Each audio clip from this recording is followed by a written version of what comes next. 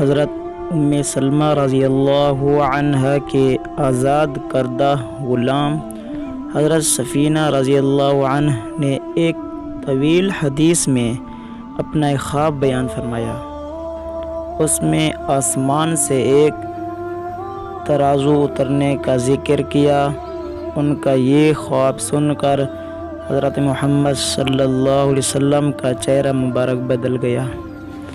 آپ نے فرمایا، نبوت کی خلافت 30 برس رہے گی، پھر ملک و سلطنت ہو جائے گی۔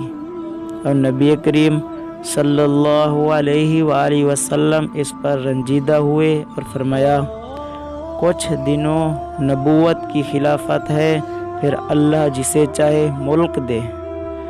اس حدیث میں وضاحت سے بیان کیا گیا ہے کہ آپ صلی اللہ علیہ وآلہ وسلم کے بعد صرف خلافت باقی رہے گی، نبوت بالکل نہیں رہے گی۔ اور اگر نبوت کی کوئی بھی قسم باقی رہی تو لازمی تھا کہ خلافت کے ذکر سے پہلے اسے ذکر کیا جاتا۔ معلوم ہوا مرزا کی گھڑی ہوئی باتیں کہ میں ایسا نبی ہوں، ویسا نبی ہوں، میں ذلی نبی ہوں، میں بیروزی نبی ہوں، میں غیر تشریعی نبی ہوں وغیرہ، سب ڈکوسلے تھے، سب جھوٹ تھا۔